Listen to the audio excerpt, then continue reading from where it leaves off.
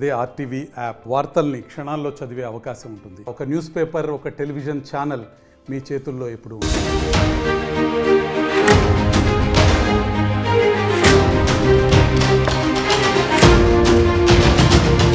Breaking news చూస్తున్నారు. అల్లు అర్జున్ కేసులో తెలంగాణ సర్కార్కు బిగ్ షాక్ తగలబోతోందా? దానికి సంబంధించిన డీటెయిల్స్ చూసే ప్రయత్నం చేద్దాం. కీలక ఆదేశాలు జారీ చేసింది జాతీయ మానవ హక్కుల కమిషన్. సంధ్య థియేటర్ దగ్గర లాఠీ చార్జ్ చేశారు పోలీసులు. వాళ్ల మీద చర్యలకు ఆదేశించింది. న్యాయవాది రామారావు దాఖలు చేసిన పిటిషన్పై ఎన్హెచ్ఆర్సీ విచారించింది. 4 వారాలు నివేదిక సమర్పించాలంటూ డీజీపీ జితేందర్కు ఆదేశించింది. రద్దీని నియంత్రించడంలో పోలీసులు ఫెయిల్ అయ్యారని ఎన్హెచ్ఆర్సీకి రామారావు ఫిర్యాదు చేశారు. దానికి సంబంధించిన బిగ్ బ్రేకింగ్ న్యూస్ చూస్తున్నారు. అల్లు అర్జున్ కేసులో తెలంగాణ సర్కార్కు బిగ్ షాక్ తగిలిందా? కీలక ఆదేశాలు జారీ చేసింది జాతీయ మానవ హక్కుల కమిషన్. సంధ్య థియేటర్ దగ్గర లాఠీ చార్జ్ చేసిన పోలీసులపై చర్యలకు ఆదేశించింది. న్యాయవాది రామారావు దాఖలు చేసిన పిటిషన్పై నేషనల్ హ్యూమన్ రైట్స్ కమిషన్ విచారించింది. 4 వారాల్లో నివేదిక సమర్పించాలంటూ డీజీపీ జితేందర్కు ఆదేశించింది. రద్దీని నియంత్రించడంలో పోలీసులు ఫెయిల్ అయ్యారని ఎన్హెచ్ఆర్సీకి రామారావు ఫిర్యాదు చేశారు. దానికి సంబంధించిన బిగ్ బ్రేకింగ్ న్యూస్ చూస్తున్నారు. సో ఈ డెవలప్మెంట్లో ఎటువంటి అంశాలు ఇక్కడ ఎన్హెచ్ఆర్సీ పరిశీలించడం జరిగింది, ఎటువంటి అంశాల నేపథ్యంలో ఎటువంటి డైరెక్షన్స్ ఇచ్చింది తెలుసుకునే ప్రయత్నం చేద్దాం. మనతో పాటు ఫిర్యాదు చేసిన advocate Ramarao, high court advocate Ramarao, Imineni Ramarao మనతో పాటు ఫోన్ లైన్లో జాయిన్ అవుతున్నారు. రామారావు గారు నమస్తే అండి. నమస్తే. ముందుగా నూతన సంవత్సర శుభాకాంక్షలు. రామారావు గారు మీకు కూడా నూతన సంవత్సర శుభాకాంక్షలు. రామారావు గారు, ఇంట్రెస్టింగ్ డైరెక్షన్ అని చెప్పుకోవాలి. ఎన్హెచ్ఆర్సీ ఇటు సంధ్య థియేటర్ ఘటనకు సంబంధించి డైరెక్షన్స్ ఇచ్చింది. ఎటువంటి డైరెక్షన్స్ ఇచ్చింది, దాంతోపాటు ఎటువంటి అంశాలని పరిగణలోకి తీసుకుందండి? ప్రాథమికంగా నేను చేసిన ఫిర్యాదును చాలా తీవ్రంగా పరిగణించింది. రెండవది ఏంటంటే, ఈడ చైర్పర్సన్ లేని కారణంగా మన స్టేట్ హెచ్ఆర్సీలో కూడా ఒక కేసు సుమోటోగా రిజిస్టర్ చేయబడడం జరిగింది. అయితే ఈడ చైర్పర్సన్ లేని కారణంగా ఆ నంబర్ ప్రస్తావిస్తూ మెంబర్స్ కూడా లేరు కాబట్టి దీని మీద సమగ్ర విచారణ అనేది తెలంగాణ రాష్ట్రంలో జరగదు. ఇంకొకటి పిటిషనర్ మా దృష్టికి ఈ విషయాన్ని తీసుకొచ్చింది కాబట్టి డీజీపీ గారికి, అదేవిధంగా తెలంగాణ రాష్ట్రానికి చెందిన డీజీపీ గారికి, అదేవిధంగా హైదరాబాద్ సిటీ పోలీస్ కమిషనర్ గారికి, సివి ఆనంద్ గారికి కొన్ని డైరెక్షన్స్ ఇవ్వడం జరిగింది. డైరెక్షన్స్ ఏంటంటే, మీరు పోలీస్ వాళ్ళ పాత్ర ఎంత ఉంది, దీనిపైన సమగ్ర విచారణ చేపట్టి బాధ్యులైన వారి మీద చర్యలు తీసుకొని 4 వారాల లోపల మాకు నివేదిక ఇవ్వండి అనే విషయాన్ని స్పష్టంగా చెప్పడం జరిగింది. ఈ విషయంలో పోలీస్ వాళ్ళ బాధ్యత ఎంత, ఎందుకు అత్యుత్సాహం చూపెట్టి లాఠీ చార్జ్ చేయవలసిన అవసరం వచ్చింది అనే విషయాన్ని మీరు పరిగణలోకి తీసుకొని ఒక సీనియర్ పోలీస్ అధికారి మీరు నియమించి దీని మీద ఎంక్వైరీ చేయండి. చేసి దీనికి బాధ్యులైన వారి మీద చర్యలు చేపట్టి 4 వారాల లోపల నివేదిక సమర్పించండి అనే విషయాన్ని స్పష్టంగా చెప్పడం జరిగింది. అంటే 4 వారాల్లోపు నివేదిక అడిగింది కాబట్టి ఆ నివేదికలో ఎటువంటి అంశాలు క్లియర్ కట్గా కావాలంటే కూడా ఎన్హెచ్ఆర్సీ ఈ డైరెక్షన్స్ ఇచ్చింది పోలీసులకి. ముందుగా ఒక సీనియర్ పోలీస్ ఆఫీసర్ని విచారణాధికారిగా నియమించండి. ఓకే, నియమించి ఆయన ద్వారా విచారణ చేపింది. ఎవరైతే పోలీస్ అధికారులు దీనికి బాధ్యులో వాళ్ళ మీద చర్యలు చేపట్టి, ఆ చర్యలు ఏమేమి చర్యలు చేపట్టినరో ఆ చర్యలను మాకు తెలియజేయండి. అదే శాఖపరమైన చర్యలు ఉండొచ్చు, అదే విధంగా ఇప్పుడు మన పౌర స్మృతి లేకుంటే నేర స్మృతిలో ఉన్న అఫెన్సెస్ కావచ్చు. అటువంటి వీటి నేపథ్యంలో మీరు చర్యలు తీసుకొని ఆ చర్యలను మాకు తెలియజేసే విషయాన్ని ఎన్హెచ్ఆర్సీ చెప్పడం జరిగింది. రామారావు గారు, ఒక్కసారి మీరు కంప్లైంట్ చేశారు. కంటిన్యూ. చాలా దురదృష్టకరం. మనకు ఒక గత 2 సంవత్సరాలుగా చైర్పర్సన్ అనేది చంద్రయ్య గారు రిటైర్ అయినాక అప్పటి నుండి స్టేట్ హ్యూమన్ రైట్స్ కి కమిషన్ చైర్పర్సన్ అనేది లేకుండా పోవడం జరిగింది. ఎన్నో ఈ అంశాలు మనము జాతీయ మానవ హక్కుల కమిషన్ మనము ఆశ్రయించడము, అది అంటే కొద్దిగా దానిలో ఆలస్యం అనేది జరుగుతుంది. దీని మీద రాష్ట్ర ప్రభుత్వం కూడా దృష్టి సారించాలి, అదేవిధంగా కేంద్ర ప్రభుత్వం కూడా దృష్టి సారించాలి. అదేవిధంగా మన రాష్ట్రంలో ఉన్నత న్యాయమూర్తి గారు కూడా ఉన్నత న్యాయస్థానంలో ఉన్న న్యాయమూర్తులు కూడా ఈ విషయంపై దృష్టి పెట్టాలని మీ ఆర్టీవీ ద్వారా నేను కోరుతున్నాను. రైట్. బట్ కంటిన్యూ చేద్దాం రామారావు గారు. అసలు ఆ ఫిర్యాదుకు సంబంధించి ఏమని ఫిర్యాదు చేశారు, ఏ అంశాలను ఫిర్యాదు చేశారు, వేటిని హైలైట్ చేశారు మీరు? ఇప్పుడు అల్లు అర్జున్ అన్నాడు పోయిండు అని పెద్ద హంగామైంది, మొత్తము ఒక యువతి మృతికి కారణమైండు. అదేవిధంగా చాలా దురదృష్టకరమైన విషయం.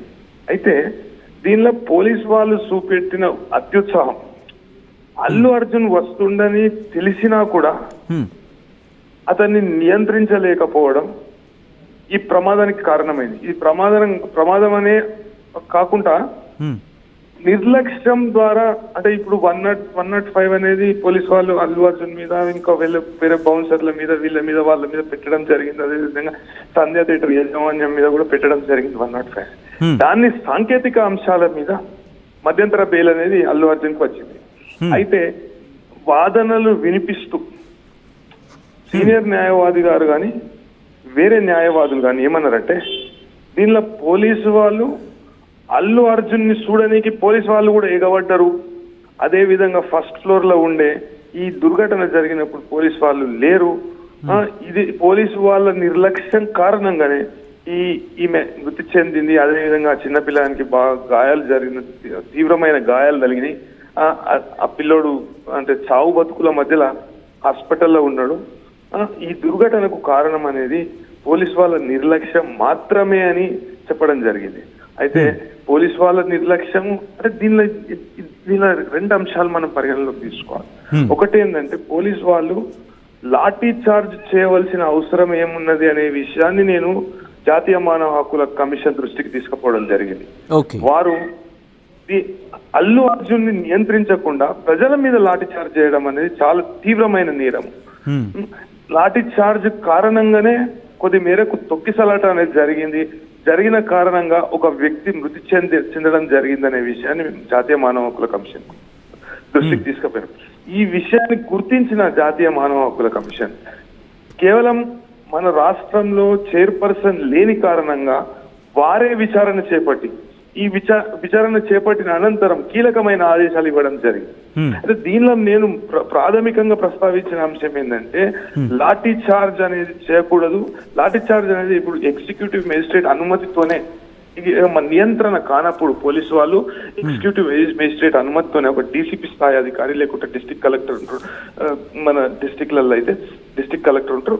అటువంటి వారి ఎగ్జిక్యూటివ్ మేజిస్ట్రేట్ పవర్స్ కలిగి ఉన్న అధికారి నుండి అనుమతి పొందిన తర్వాత మాత్రమే లాఠీ చార్జ్ అనేది చేయడం జరుగుతుంది. అది ఇంకొకటి వార్నింగ్ అనేది ఇవ్వాలి. లాఠీ చార్జ్ చేసే ముందు కూడా వార్నింగ్ ఇవ్వాలి. మేము అంటే ఆ పరిస్థితిని ముందుగా అంటే ఆ రోజు నేను ఇంతకు ముందు కూడా నేను డిస్కషన్ చేసినప్పుడు చెప్పడం జరిగింది. ఒక 3-4 వేల మంది పబ్లిక్ ఆడ జమ అయినప్పుడు సంధ్యా థియేటర్ యాజమాన్యం ఒక మాట చెప్తుంది ఏంటంటే, మేము ఒక లేఖ రాసినాము, ఆ లేఖకు 2వ రోజు 3వ రోజు మేము బందోబస్తు కల్పించలేమని చెప్పి పోలీస్ వాళ్ళు చెప్పిండ్రు అనే విషయాన్ని పోలీస్ శాఖ చెప్తుంది. అయితే మేము కల్పించలేమనే విషయాన్ని పోలీస్ శాఖ చెప్తుంది. లేఖ రాసినామనే విషయాన్ని సంధ్యా థియేటర్ యాజమాన్యం చెప్తుంది. అయితే లేఖ రాసుడు కాదు, ఇంట్లో మనము చిన్న బరాత్ తీస్తేనే, ఇంట్లో పెళ్లి అయితే ఒక బరాత్ తీస్తే ఏం చేస్తామంటే చలాన్ కట్టి, మైక్ చలాన్ అంటారు దాన్ని, డీసీపీ గారి దగ్గర చలాన్ కట్టి, అంటే మన మీ సేవలు చలాన్ కట్టి దాని తర్వాత డీసీపీ గారి దగ్గరకు పంపించి కన్సర్న్ ఏసీపీ దాన్ని చూసి ఇవ్వవచ్చా ఇవ్వవద్దా అని చెప్పేసి ఒక 15 days టైం ఉంటుంది దానికి. అయితే మన ఇంట్లో చిన్న ఫంక్షన్ జరిగితేనే ఆ అనుమతి తప్పనిసరి. బాక్స్ టైప్ మైక్ స్పీకర్ పెడతాము, ఇది చేస్తాము. ఇప్పుడు మనం చిన్న వినాయకుడు పెట్టాం, వినాయకుడు పెట్టినప్పుడు ఒక ఇది తీసుకుంటాం, ప్రొసెషన్ కు ఒక పర్మిషన్ తీసుకుంటాం, అదే ఈవెంట్ కు ఒక పర్మిషన్ తీసుకుంటాం. ఇది కూడా అదే అసొంటిదే కదా. పెద్ద డీజే సెట్లు పెట్టి, బ్యాండ్లు పెట్టి, ఒక పెద్ద ట్రస్సులు వేసి మొత్తం ట్రాఫిక్ జామ్ అయింది. ఆ రోజు నేను ఉండేది పద్మనాభ నగర్లో. ఆ రోజు మొత్తం ట్రాఫిక్ జామ్ అయింది. ఈడ బయట 3,000 మంది పబ్లిక్. ఎన్నో సామాజిక మాధ్యమాలలో, అదే విధంగా టీవీ ఛానళ్లలో చూపెట్టినప్పుడు మనం చూస్తున్న విజయాల్లో మనకు కనబడుతుంది. ఫస్ట్ ఒక కార్ వచ్చింది. కార్ వస్తే అల్లు అర్జున్ వాళ్ళ మామనో ఎవరో ఉన్నారట ఆ కార్లో. దాని తర్వాత వాళ్ళ ఫ్యామిలీ మెంబర్స్ ఇంకొక కార్ వచ్చింది. 3వ కార్లో అతను రావడం జరిగింది. ఈ లోపలికి ఎందుకు అనుమతించిండ్రు మీరు? గేట్లు తీసి ఆయన మీద వాడు పడనీకి పబ్లిక్ పోతుంటే పబ్లిక్ మీద లాఠీ చార్జ్ చేస్తురండి పోలీసు వాళ్ళు. ఇది ఇంత దారుణమా? మీరు అతను వస్తుండని తెలిసినప్పుడు అతను నాన్న మధ్యలోనే ఆపేది ఉండే. ప్రతిపక్ష నాయకులు ధర్నా చేస్తే వాళ్ళని ఇంట్లలో పోయి అరెస్ట్ చేస్తారు కదా, మీరు హౌస్ అరెస్ట్ చేస్తారు కదా, మీ దగ్గర పోలీస్ ఫోర్స్ ఉంటుంది కదా, మీ దగ్గర ఇంటెలిజెన్స్ వ్యవస్థ ఉంటుంది కదా. ఉంటే ఆ ఇంటెలిజెన్స్ వ్యవస్థను ఒక వ్యక్తి ప్రాణం కాపాడడానికి ఎందుకు ఉపయోగపడచలేదు అనే విషయాన్ని నేను అడుగుతున్నా. సో ఇప్పుడు అంటే దాదాపు 4 వారాల టైం ఎన్హెచ్ఆర్సీ అడిగింది కాబట్టి ఇప్పుడు ఈ అంశాలన్నింటినీ వాళ్ళు వివరణ ఇవ్వాల్సి ఉంటుందా, లేకపోతే కేవలం లాఠీ చార్జ్ అంశానికి సంబంధించి వివరణ ఇవ్వాల్సి ఉంటుందా? ఒకవేళ వివరణ కనుక సంతృప్తిగా లేకపోతే ఎటువంటి యాక్షన్ తీసుకునే అవకాశం కనిపిస్తోంది? ఇలా డైరెక్షన్ ఎలా మారే అవకాశం ఉంది రామారావు గారు? ఇప్పుడు జాతీయ మానవ హక్కుల కమిషన్ అనేది ఒక స్వయం ప్రతిపత్తి కలిగిన సంస్థ. జాతీయ మానవ హక్కుల కమిషన్ కు ఉండే అధికారాలు హ్యూమన్ రైట్స్ యాక్ట్ పరిధిలోకి వస్తాయి. అయితే section 13 of human rights act, protection of human rights act ఏం చెప్తారంటే, ఒకవేళ అధికారులు సంతృప్తికరంగా పని చేయకపోతే, అంటే వాళ్ళ డైరెక్షన్ అమలు పరచకపోతే జాతీయ మానవ హక్కుల కమిషన్ కు కానీ రాష్ట్ర మానవ హక్కుల కమిషన్ కు కానీ అధికారులను వ్యక్తిగతంగా హాజరు కమ్మని చెప్పే అధికారాలు ఉంటే, అదే విధంగా వారి మీద శాఖాపరమైన వేరే చర్యలు కూడా తీసుకునేటందుకు గవర్నమెంట్ కు రికమెండ్ చేసే అధికారాలు కూడా ఉంటాయని చెప్తుంది. అయితే సంతృప్తికరమైన చర్యలు తీసుకోనప్పుడు సెక్షన్ 13 లో ఉన్న అధికారాలను జాతీయ మానవ హక్కుల కమిషన్ ప్రయోగించి వారి ద్వారా అంటే జరగవలసిన చెప్పబడిన జాతీయ మానవ హక్కుల కమిషన్ చెప్పిన అంశాన్ని సరిగా పరిగణనలో. అంటే రామారావు గారు ఇక్కడ ఒక చిన్న క్వశ్చన్ యాడ్ చేద్దాం అనుకుంటున్నారు. ఎందుకంటే మీరు అన్న ఈ పాయింట్స్ అన్నీ కూడా ఇక్కడ అల్లు అర్జున్ వెళ్ళిన సందర్భంలో కనిపిస్తున్నాయి కాబట్టి ఇప్పుడు అల్లు అర్జున్ని కూడా పిలిచి ఎంక్వైరీ చేసా, లేకపోతే ఎంక్వైరీలో భాగంగా పిలిచి విచారణ చెప్పి ఆ పాయింట్స్ ఏమైనా తీసుకునే అవకాశం కనిపిస్తుందా, లేకపోతే అల్లు అర్జున్ పూర్తిగా అవుట్ ఆఫ్ ద బాక్స్ అనుకోవాలా ఈ కాంటెక్స్ట్ లో? ఎవరి బాధ్యత ఏ మేరకు ఉన్నదని నిర్ణయించవలసింది పోలీస్ శాఖ. అయితే పోలీస్ శాఖ పూర్తి స్థాయిలో నా దృష్టిలో ఫెయిల్ అయింది కాబట్టి పోలీస్ శాఖ మీద అదే విధంగా ఇప్పుడు శాఖపరమైన చర్యలు తీసుకోమని ఆదేశాలు ఉన్నాయి.